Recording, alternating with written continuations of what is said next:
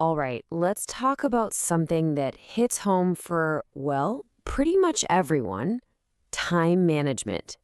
Today, we are going to break down a real practical framework to help you finally feel like you're in control of your schedule, get more done, and this is the big one: actually lower your stress levels.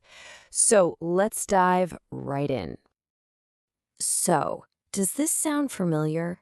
You're just constantly running. You're bouncing from one thing to the next. Your to do list is a mile long. And then at the end of the day, you're just wiped out. And you think to yourself, what did I actually get done today? We all wish we had more hours in the day, right? But since we can't just invent time, learning how to manage the hours we do have, now that is a real superpower. Okay, so before we jump into the solutions, let's figure out the why. Why do so many of us feel like we're just drowning in tasks? We're going to diagnose some of those common habits that totally drain our time and energy, but don't really get us anywhere. And when you look at this list, what's crazy is how normal these all seem, right? Multitasking, for example. We all do it, thinking we're being super efficient. But the science is clear. Our brains just can't do it.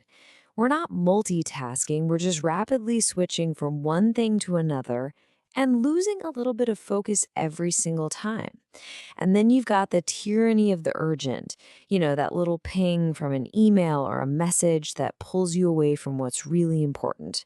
And oh, this is a big one: not taking breaks. We think we're powering through, but really, our brains need that downtime. Without it, we just get slower and honestly, a lot sloppier. And all of this leads to the most important mindset shift we're going to talk about today. The whole point here isn't to just work harder or cram more hours into your day. No way. It's about fundamentally changing your approach. It's about learning to work smarter. Yeah, this definition really nails it. Time management isn't just about having a fancy calendar.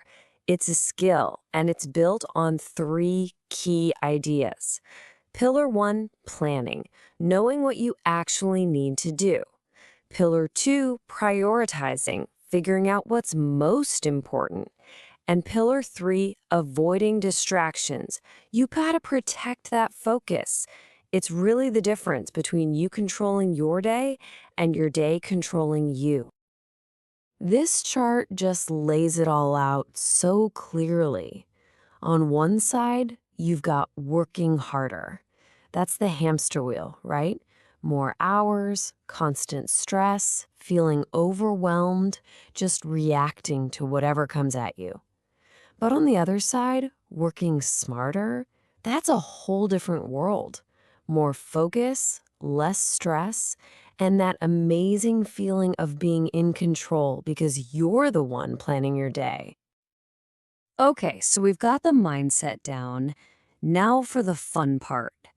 Let's get practical. We're going to go through a few really powerful, super easy to use tools you can literally start using today. Okay, the Eisenhower matrix, this thing is one of the best tools out there for figuring out what to do next. You basically sort everything on your plate into four boxes. Box one, top left, important and urgent. These are the fires you got to put out right now. But box two, top right, important but not urgent. This is the magic quadrant. This is where you schedule your big goals, the stuff that really moves the needle. Then you have box three, bottom left, urgent but not important. Think interruptions, other people's problems. Delegate that stuff if you can. And finally, box four, not urgent and not important. These are the things you should just stop doing, ignore them. You know that feeling when you look at a huge project and your brain just shuts down?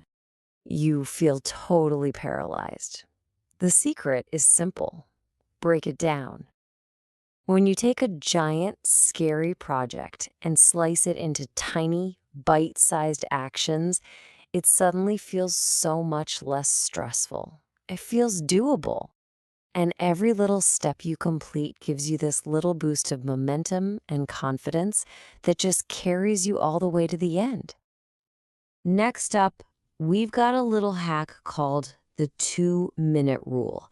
And trust me, this one is a total game changer for just clearing out all the little stuff. The rule is super simple. If a task pops up and you know it'll take less than 2 minutes to do, just do it right then and there. Answering that one email, making a quick call, putting a file away, it stops all those tiny things from piling up and turning into a giant mountain of mental clutter later.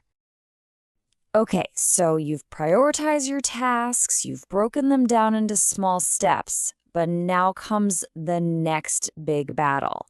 Actually finding the time and focus to do them.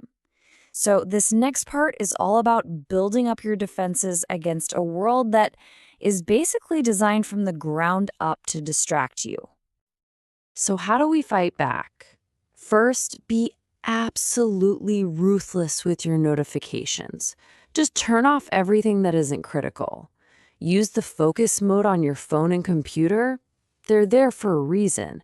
Instead of letting your email inbox run your life, set aside specific times, maybe twice a day, to check it. And get this is wild. Studies show that after you get interrupted, it can take you more than 20 minutes to get back to that same level of deep focus. That's huge. It shows that managing distractions is every bit as important as managing your to-do list. Now, this next one, this is a hard one for a lot of people, myself included, but it is so, so important. If you say yes to every single request, you're not in charge of your own schedule anymore. Other people are. Learning how to politely say no isn't about being rude. It's an act of self-respect. It's you protecting your time for the things you decided are important. You can absolutely still be a helpful, collaborative person, but you've got to have those boundaries. Let's talk about another sneaky time waster: perfectionism. It's such a trap, isn't it? We can spend hours and hours tweaking something, trying to get it perfect, long after it's already good enough. But that chase for perfection is often just a form of procrastination. It stops us from moving on to the next thing. You got to remember this quote: done is better than perfect. Actually finishing something is almost always better than chasing a flawless version that never sees the light of day. So we've covered the mindset, we've got the tools, we've talked about your defenses. But here's the thing: none of this really matters if you just try it for one day.